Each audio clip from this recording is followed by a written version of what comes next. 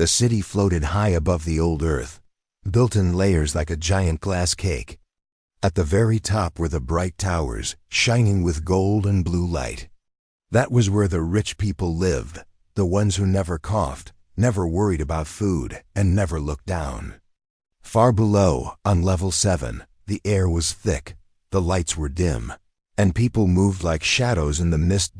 Tomo, a small boy with messy hair and tired eyes, stood near the lift station. He was holding an old shoeshine box. It had been his father's once, but now it was his. His hands were dark from polish, his shirt too big, and his shoes didn't match. He looked up every time someone stepped off the lift. Rich workers came down in clean suits. None of them looked at him. Some turned their faces away. But Tomo waited. He always waited. One morning, a tall man in a silver coat walked out of the lift. His face was clean, cold, and calm. His shoes were so shiny they looked like mirrors. But Tomo ran to him anyway. "Sir, please, just $10. Tomo shouted, holding up a cloth. "Let me shine your shoes, please. Just $10. It's for my mom." The man stopped. His eyes were sharp like steel. "What?" "Please," Tomo said, breathing fast. "My mom is sick. She needs medicine. I need $10 more. Just 10, sir. I can shine fast. I'm good." The man looked down at the boy, silent. "Don't lie," he said finally. "People here. Life or coins." "I'm not lying, sir," Tomo said. "She has gray lung. She can't breathe well anymore. I just want her to get better." The man's name was Mr. Ren. He was the CEO of Ether Corp, the company that made the air cleaning machines, the AI drones, and the med packs that only the rich could buy. He had built half the Tower City with his own designs. And he never stopped. For beggars, but something in Tomo's eyes made him pause. They were wide, honest, not greedy. Just tired. Mr. Ren reached into his coat, took out a silver coin, and dropped it into the boy's hand. "Keep it," he said. "I don't want to shine." Tomo looked at the coin, his face lighting up. Thank you, sir." Ren walked away, thinking nothing more of it. Just a coin. A small thing. But that night, something strange happened. In his tower office on level 1, Mr. Ren sat before a large glass wall, watching data streams scroll by. His AI assistant, Corinne, floated beside him like a blue light. "Track the coin I gave earlier," he said suddenly. "Which coin, sir?" Corinne asked. "The one I gave the boy on level 7, code 293A. The AI beeped. "Tracking." "Found." The coin was used within 30 minutes to purchase a small bottle of clean water and 2 pills low-grade medica for breathing relief. "Nothing else?" "No games, no trade, no trickery," the AI replied. "He bought only what he needed." Ren leaned back in his chair. Most children down there took money and vanished. Some even worked for the street gangs. But this boy had used it for his mother, Corinne, he said. "Show me the street cam from level 7. Follow the boy." The screen changed. It showed a dusty road between cracked walls. There was Tomo walking carefully with a bag in his hands. He entered a small broken home and sat beside a woman on a bed. She was coughing hard. He gave her the pills, poured water into a tin cup, and helped her drink. After that, he cleaned the room, folded a blanket, and sat near her. No words, just silence and care. Ren watched for a long time. "Pause," he said. The screen froze on Tomo's face. His eyes looked tired, but not angry. Not bitter. Why didn't he ask for more? Ren asked himself aloud. $10. He could have asked for more. "Unknown," said Korin. Ren stood up and walked to the window. Outside, the lights of the upper levels sparkled. Drones flew between towers, and the stars above blinked slowly. He thought of his own childhood. It was long ago, before the towers were built. Before he became the man in charge of everything. Back then, He too had lived below. Down on level 7. Tomo smiled as his mother's coughing became quieter. She fell asleep, and he stayed beside her, holding her hand. He still needed more money. The full cure cost thousands. But this was one step. He looked at the coin again. It had a small Mark Ether's symbol, a wing inside a circle. "I'll earn more," he whispered. "I'll shine more shoes. I'll do anything." Outside, the city moved like a machine, cold and bright. But in a tiny room on level 7, a small light of hope stayed alive. And high above, in the sky towers of power, one man had begun to remember something he had long forgotten. The city of Skyport never slept. Machines hummed. Drones flew quietly between towers.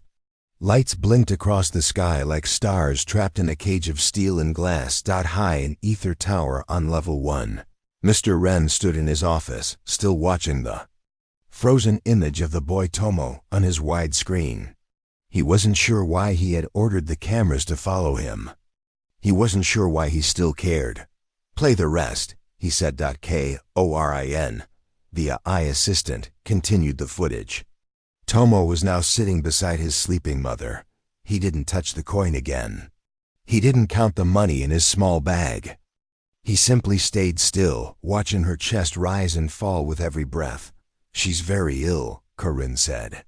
"Stage 3 gray lung. Her lungs are damaged. Basic medicine can slow it down, but the cure is in the Nanite program." Ren frowned. The Nanite cure was recalled. "Correct. 2 years ago. Cost too much. Risk of misuse." "You ordered the recall yourself." Ren nodded slowly. It was true. The cure worked perfectly, but it wasn't cheap to make, and some feared it could be used to enhance the human body in dangerous ways. But would it help her? He asked quietly. "Yes," the eye replied. "It would fully repair her lungs, within hours." Ren turned away from the screen and walked to his desk. He didn't like this feeling in his chest. It was heavy, tight. He had felt it once before long ago when he was a boy living in a poor level, just like Tomo. He sat down and rubbed his forehead. "It's just one boy," he told himself. "Just one sick woman. The world is too big to stop for one person." But his fingers tapped the table nervously. "Prepare a test," he said at last. "Let's see if this boy is truly different." The next morning, Tomo was standing at his usual spot, ready with his shoeshine box. His mother had slept through the night. That was rare. The medicine must have helped. He smiled to himself. Just 10 more coins like yesterday, and maybe he could buy a stronger pill next time. A man approached him, wearing a long brown coat and a cap that covered half his face. "Are you the boy who shines shoes?" The man asked. "Yes, sir," Tomo said. "I'm fast and good. Only $10. "I don't want a shoe shine," the man said. "I need someone brave, someone smart. I have a delivery job." "To level 3. Tomo blinked. "Level 3? That's high up. Guards stop people like me." "Do it right, and I'll pay you $50, the man said. "You won't get another chance like this." Tomo hesitated. $50 could buy clean food and stronger medicine, but he had never been that high. The elevators were guarded. People from lower levels weren't allowed without permission. "What's in the bag?" he asked. "None of your business," the man said. "But it's not dangerous. No weapons, no drugs. Just a private message." Tomo looked into the man's eyes. He couldn't see much, but he felt something strange. The man didn't seem angry or cruel, just testing him. "I'll do it," Tomo said. Tomo hid the small black package inside his shirt and began walking toward the lift stations. He avoided the main elevator guards, checked people there. Instead, he turned down a narrow alley and opened a broken vent he had discovered weeks ago. Inside, the metal tunnel was dusty and tight. He crawled through it slowly, careful not to make noise. Rats scurried past him. Hot air blew from fans. He reached the old service lift. It still worked, but only if you knew how to bypass the code. His friend, Nikki, had taught him the trick. He tapped in the code. The door creaked open. As he rode up, he held his breath. Level 3 was full of tall buildings, glass walkways, and clean clothes. People there never looked down. They only looked forward. He stepped out, heart racing. The package was still safe. A guard walked by. Tomo lowered his head and kept walking. He turned a corner, then another, until he reached the building written on the tag, Neural Sky Labs. He stepped inside and gave the package to the front deskbot. It scanned the label and beeped. Delivery received. Return approved. When he stepped out of the building, the man in the brown coat was waiting. "You're back," the man said. "You're faster than I thought.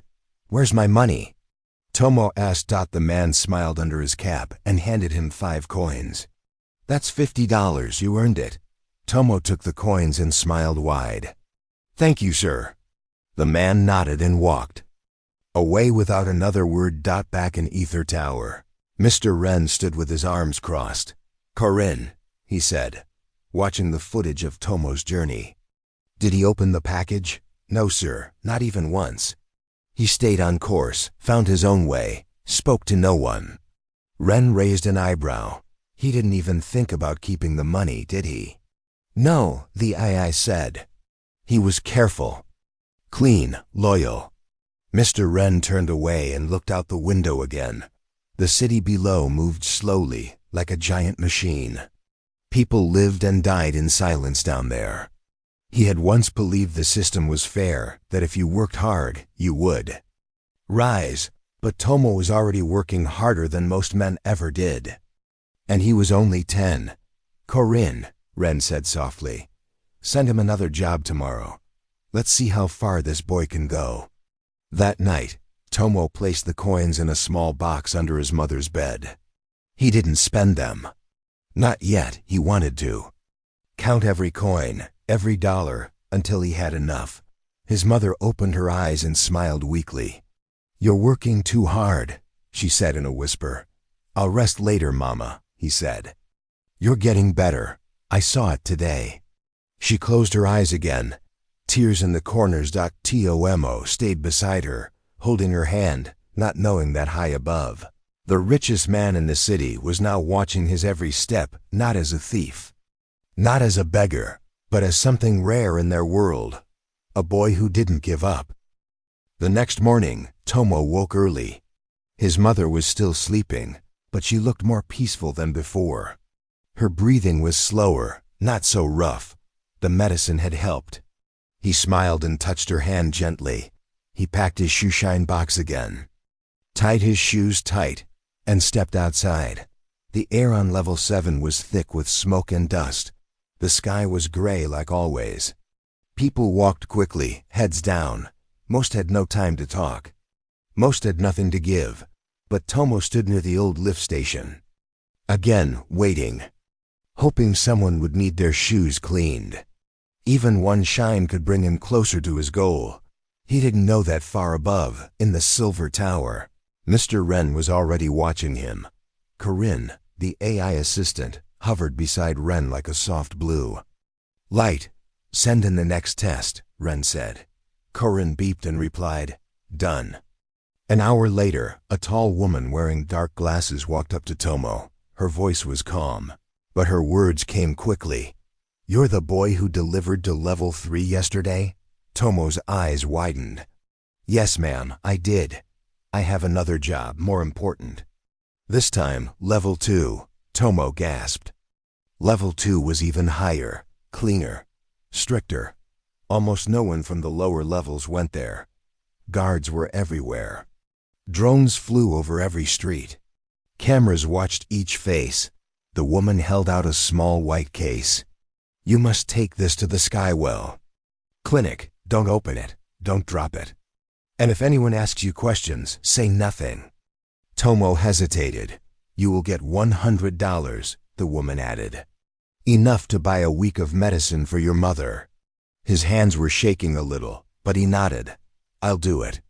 She handed him the case, nodded once, and walked away. Tomo took the long path again through service vents and hidden stairs. He had memorized every corner of the building. His feet moved fast but careful. Halfway up, he stopped and listened. Voices. A pair of guards walked by a maintenance door. Tomo held his breath and waited until their footsteps faded. Then he slipped through a narrow crack in the wall and continued climbing. It took nearly an hour to reach level 2. His shirt was wet from sweat. His knees hurt from crawling. But he didn't stop. He peeked out of a maintenance door and saw the Skywell Clinic across the street. It was large and white, with tall windows and green lights inside. He stepped onto the smooth street. No one looked at him yet. He walked slowly, holding the white case tight under his arm. Just a few more steps. "Hey, you there!" A voice shouted. Tomo turned and saw a robot drone flying down toward him. Its light scanned his face. "Citizen." "ID not found," the robot said. "State your purpose." Tomo felt his heart pound in his chest. He remembered the woman's words.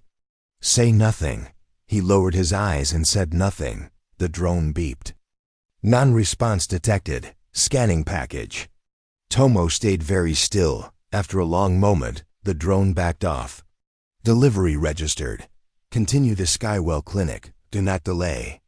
Tomo let out a breath of relief and walked quickly into the building. Woman at the front desk scanned the case. "Good timing," she said. "Delivery complete." Tomo nodded and left without saying a word.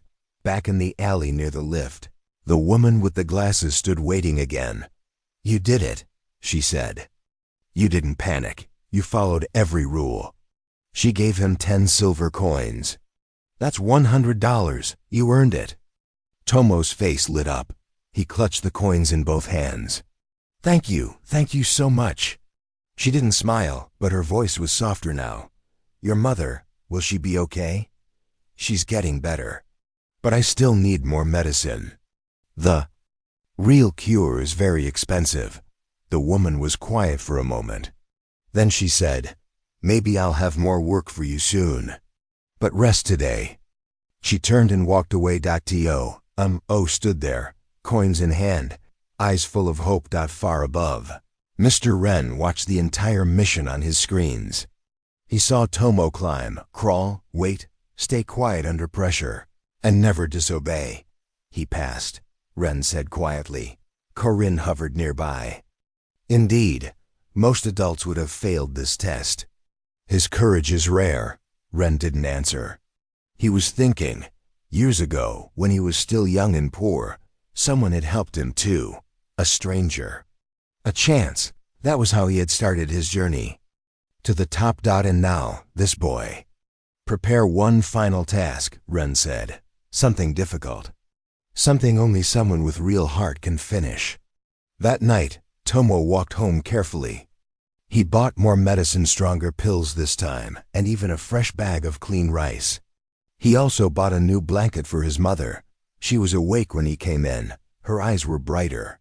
Her voice was weak, but she smiled. Where did all this come from? She asked. "I worked hard today, Mama," Tomo said. "I helped some people. They paid me well." She took his hand. "You're a good boy, Tomo, but don't forget to be careful. Not all people are kind." "I know," he said. "But some are."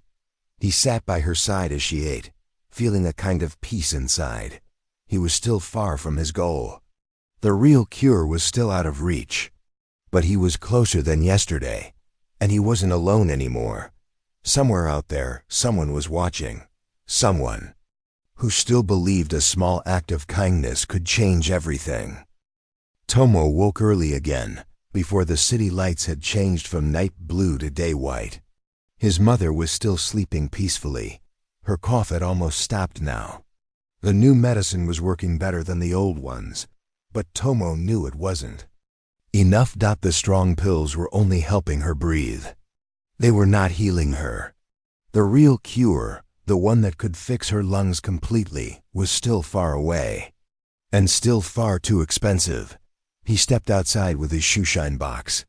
He didn't expect to find customers anymore. Not now. The last 2 days had brought strange jobs, higher levels, and new faces. The shoeshine work felt like something from another life, but it didn't matter what the job was. As long as it helped his mother. That morning, no stranger came. No man in a coat, no woman with dark glasses. Tomo waited. An hour passed. Then 2. Finally, just as he was about to leave, a small drone flew down and stopped in front of him. It had silver wings and a glowing blue light. It spoke in a smooth voice. Tomo, follow the drone. Final mission ready. Tomo's heart began to race. He stood, picked up his bag and followed. The drone led him through several alleys and into an old lift that barely worked. Once inside, the drone touched the control panel with a small wire. The elevator lit up and started, moving higher than Tomo had ever gone before. When it stopped, the doors opened to level 1, the richest, cleanest, highest level of the city. Tomo stepped out slowly. The air was fresh and cool. The ground was smooth and shining. The buildings were tall and white like clouds. He felt like he was dreaming. Come forward, the drone said. He followed it across the clean street, past security drones that didn't stop him, and into the base of the tallest tower, Ether Tower. He entered a lift with glass walls that showed the sky all around. It took him straight to the top. When the doors opened, a quiet voice said, "Come in." Tomo stepped into a large room with tall windows, glowing lights, and soft walls. A man stood near the window, hands behind his back. It was Mr. Ren, the same man who had once given him a coin on level 7. "You," Tomo said. Surprised. Double quotes. "Yes," Mr. Ren replied. "I've been watching you."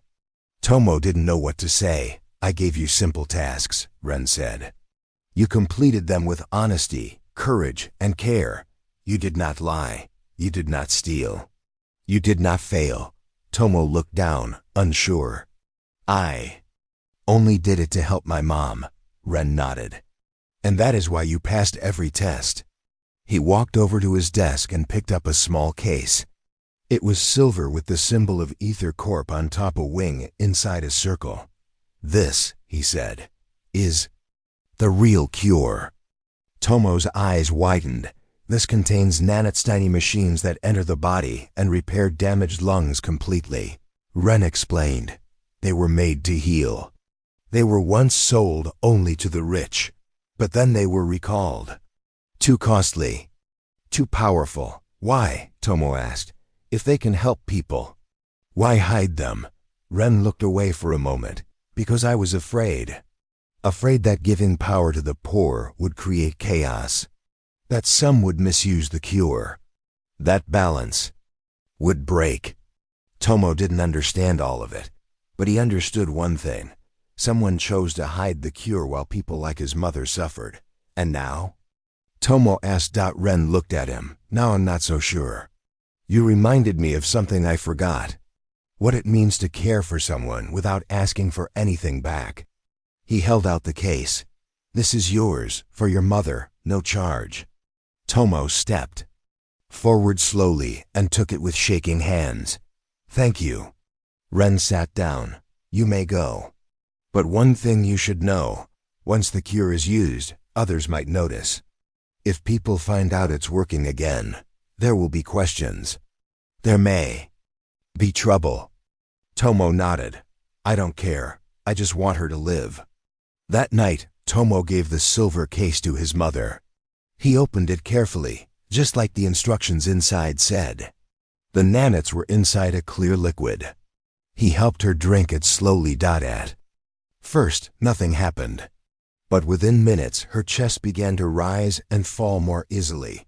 The color returned to her face.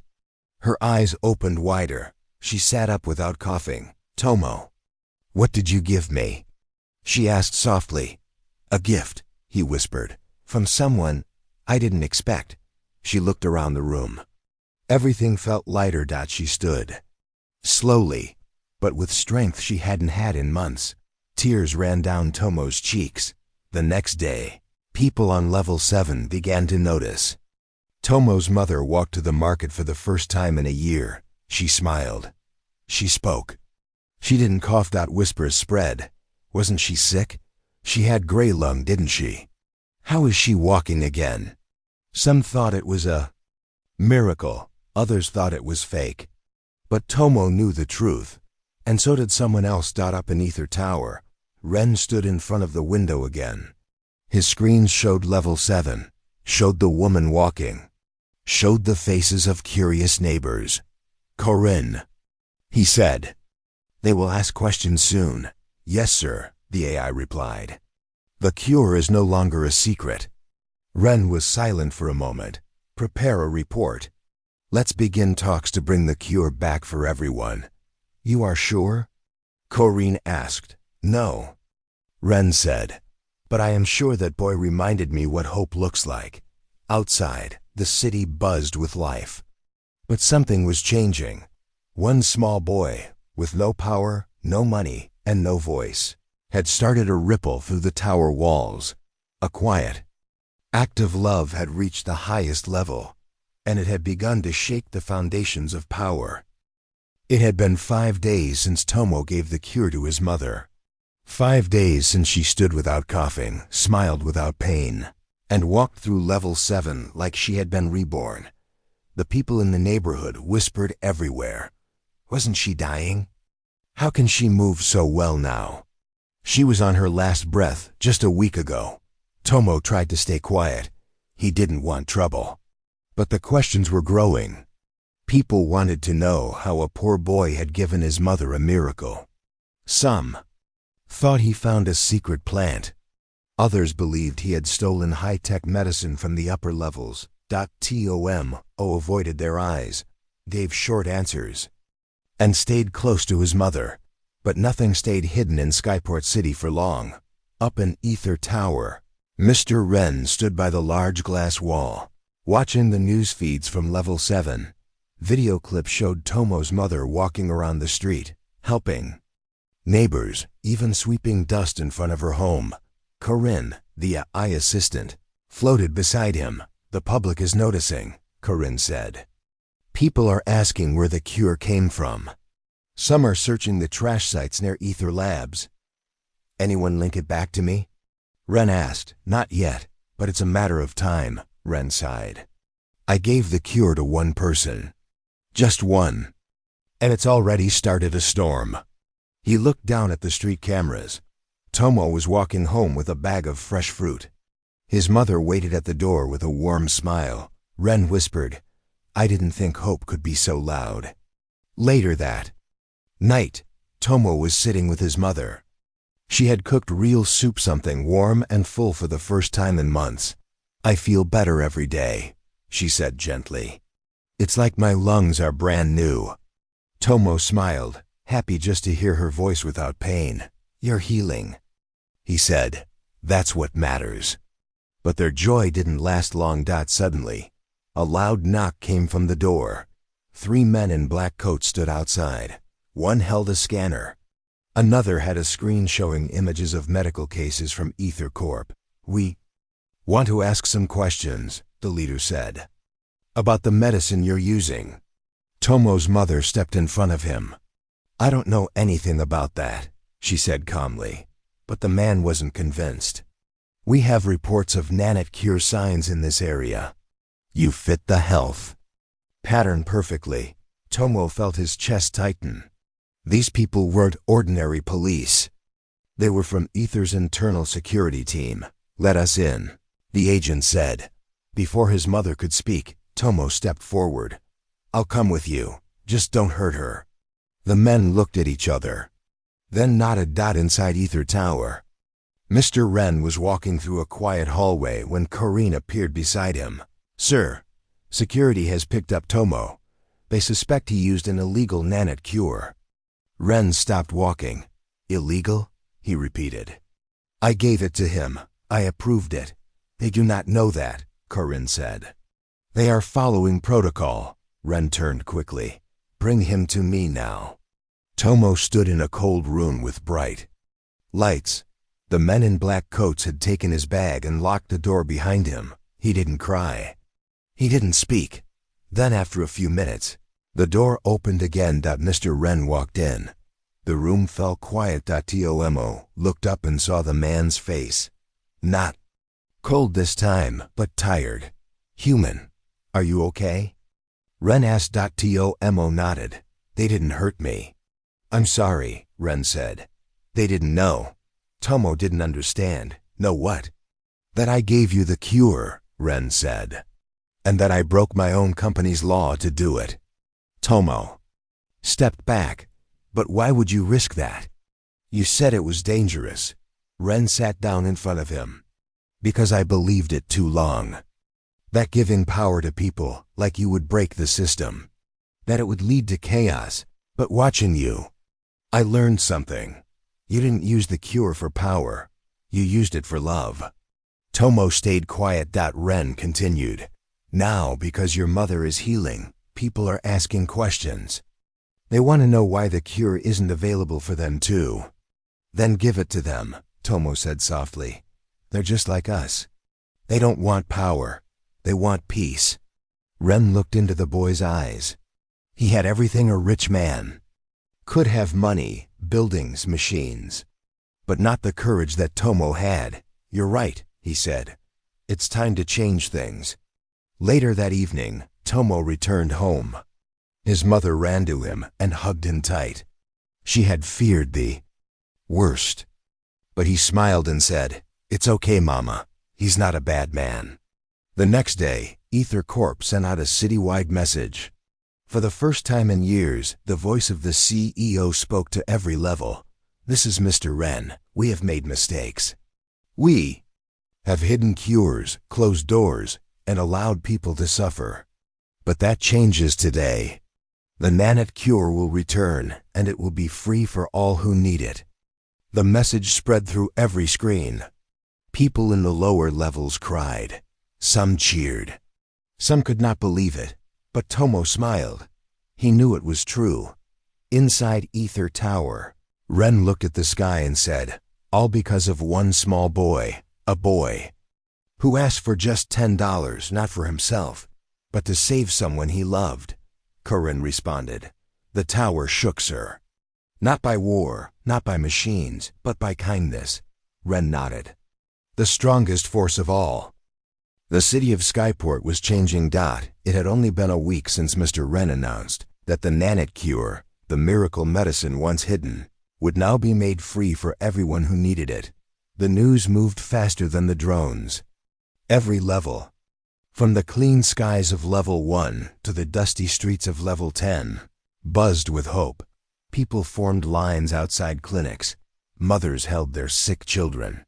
Old men stood with canes, coughing into rags. For the first time, they believed they had a chance to live longer, breathe easier, and see their family smile again. And in the middle of this change stood a boy, Tomo. He didn't ask for praise. He didn't tell people what he had done. But they began to notice. Someone always saw him helping carry bags for an old woman. Someone else saw him share bread with a hungry child. His name started to spread through whispers. That's the boy who saved his mother. The CEO gave him the cure himself. They say he changed the mind of the man who runs the towers. Tomo didn't care for the attention. He just wanted his mother to stay well. And now she was better than she had been in years. She no longer needed pills. Her voice was strong. Her steps were light. But peace never lasts long in a city built on power. High in Ether Tower, Mr. Ren sat in his office, watching new reports scroll across the screens. Corinne, his AI assistant, hovered beside him. Sir, there is a new development, Corinne said. We have started giving the cure freely, as promised, but some patients are showing unusual results. Ren turned slowly. Unusual? Yes, Corinne replied. Faster recovery than expected. Stronger hearts. Better eyesight. Some children have sharper hearing and memory. Ren frowned. The nanets were built to repair, not improve. Correct. But in some cases, the nanets are going beyond healing. They are rebuilding stronger than before. Ren stood and walked toward the window. That's why we pulled the program 2 years ago. We feared it might be used to create superhumans. And now, Corinne added, those changes are happening naturally. In a small clinic on level 6, a young girl who had never walked before stood on her own feet and began to run. On level 4, an old man who had gone blind opened his eyes and saw the sun again. People were happy, but the officials above them were not. A secret meeting was called in the council chamber of Skyport. The heads of other companies, government departments, and security forces gathered around a glass table. One man said, "We must stop this program." Another added, "Ren has gone too far. He is giving the poor something that might make them powerful." A woman at the far end stood up. "We're not against healing, but this cure, if left uncontrolled, it could change the balance of society." They all agreed. Then one of them whispered, "What if we take the cure and keep the stronger version for ourselves?" Silence fell in the room. Selfish thoughts were being born behind closed doors. That evening, Tomo noticed something strange. As he walked through the market, he heard 2 men talking in low voices. "They say the government might take the cure back again." "What? But people are healing. They say it's too dangerous. Too powerful. The rich don't want others to be strong like them." Tomo's heart began to beat faster.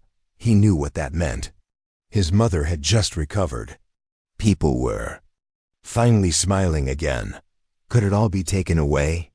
He ran home and told her everything he had heard. His mother looked worried. "We can't let them take it back. So many people still need help." Tomo nodded. "I have to do something." At the same time, Mr. Ren was reading a private message from the council. "Stop the nanet program immediately, or face removal from your position." Ren closed the screen and sat in silence. Then he stood, called Corinne, and said, "Prepare a citywide broadcast. Tonight."